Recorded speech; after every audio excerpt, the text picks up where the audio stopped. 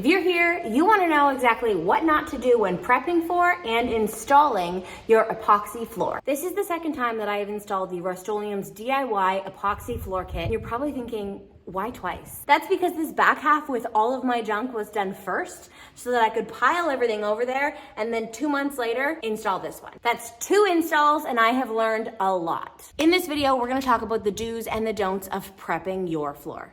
I'm gonna let you know exactly what I would do differently if I did a 3rd install, and also a really cool way to make your floor personal. You might also be wondering, what the heck is that behind her? I've got a story for you. So let's get into it. If you're thinking about doing your garage floor, you're probably so nervous to mess it up. But honestly, it's not the install that requires the most precise detail. It's actually the prep work. The directions laid out extremely clear and they are adamant on following it.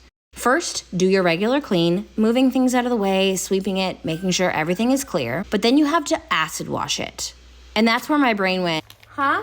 It explains in the instructions not to leave a white residue on the floor. So let's rewind, and I'm gonna show you how not to have that happen, because I, in fact, had that happen. Just because your floor looks clean does not mean that it is ready for the epoxy.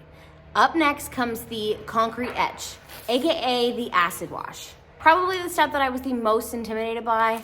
Don't worry, I'm gonna walk you through it. So the first step is the little bag that looks like sugar and is labeled citric acid has to be diluted in the water, and make sure that it is completely dissolved. Pour it on in about 4 foot by 4 foot sections, and using a deck scrub brush, I think that's what it's called, you work it into the concrete, and you can actually see the bubbles and hear it working. And then when the bubbles dissipated, that's when I continued to move on section per section. Do that until the entire floor is washed in the citric acid. The key here is the success of rinsing it. I used my pressure washer and my squeegee. I was so determined that I had this thing rinsed down, and when I came back the next day, there was powder everywhere. So what they say to do is to test it by running your fingers along several sections of the floor, and you should not be able to pull up a white residue on your fingertips. And I had white residue all over my fingertips, every section I went to. So I had to rinse it again. The worst part here is that you have to wait 24 more hours. So you're trying to do your epoxy floor, but your concrete etch is still on the floor, and then you have to rinse it again, and then again. I'm gonna show you how to get this off faster. It took me 3 washes, which meant 3 periods of 24 hours waiting to get this on, the good stuff. This was giving me a headache, all because I didn't wash it thoroughly enough afterwards. I'm gonna walk you through that step. So I ended up washing it again, waiting another 24 hours, and then I was able to do the front half. But I worked a little bit smarter for the 2nd install. This is how you're gonna be able to prep it and make sure that you don't have to do it again. I got 2 buckets of water out. It's key to have one being a draining mop bucket, and then one can just be a regular bucket of water. Don't add anything to the water. Your first bucket is that you rinse your floor in, and your second bucket is to spin it out. Dunk your mop in your clean water and rinse your floor. Come back and wring that out. Then dunk your mop in more clean water and continue rinsing.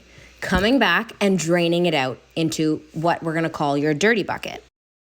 Your clean water will get dirty pretty fast, so just be prepared to change that out quite often. Empty your buckets, get more clean water, and then do this again. Do this until your water runs completely clear with your final mop. This will avoid the guessing game of coming back in the morning, super excited to start your install, and then you're left with citric acid on the floor. This also only took 2 hours and not 2 to 3 days. So definitely use the clean and dirty water technique. Now, what would I do differently during the install? The box says that you have about an hour of working time, and although I definitely think you should take this into consideration and only take on what you can do roughly in the hour, try not to rush it, because I did have my baby wake up halfway through the 2nd install. She needed to be fed, and so that took me about a half an hour away from the paint. I was past the halfway mark, but it still pushed me well over the hour. The reason I say this is just to give yourself a little bit of relief. You're not going to have hardened epoxy at the 60-minute mark. Is a little bit of flex time depending on the weather and the temperature, so just take a breath. You're not gonna have it completely harden right away at the hour. I also would probably have put in more paint chips. And I did do this in the second part, and you would honestly never know unless I pointed it out. The back half of my garage only has about 50% of the chips compared to the front half. But that's okay because that's where the workbenches are going to be going. It will be covered up, but in the future, I would absolutely use the entire bed. Now, if you're trying to make this personal, because instead of just installing something the way the package tells you to, I always have to find a way to make it mine. At first, I thought about ordering different colored chips to throw in, but I actually really love the colors that come with it, and I didn't want to throw it off. Although now that I'm looking back, I do think that would make it really unique. So let me know if you do that because I would love to see it. Maybe I will epoxy something else and try different colored chips with the colors that Rust-Oleum already gives you. But I came up with another idea that before I put the clear coat on, I'm going to get our entire family's handprints in my doorway. On Tom's side of the garage, we have our handprints in cement, and I thought it would be such a cool way to make my side fun and colorful. This was left over from one of the murals that I painted, so it's really great quality paint. So I knew once it dried and I put the Rust-Oleum clear coat on top of it, it would last a lifetime. Then it got me thinking, it would be so cool to do a marble paint effect on the floor and then seal it, or put your business logo in the middle of the floor and seal it. But I was trying to get the floor wrapped up so that I can get moving on the inside of the garage and get a proper YouTube space. So this was as personal as it got for me, but the possibilities are endless. Every time we open the door, we see all of our family's handprints, including the babies who got completely messed up, but we got our feet, so that's fine. Thank you so much for watching. Don't forget to subscribe and hit that bell for notifications.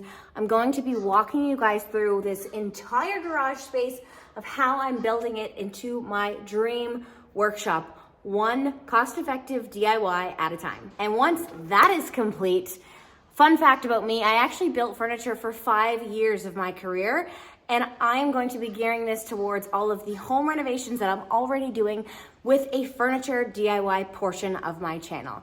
Thanks so much for watching. I really appreciate the support. Good luck.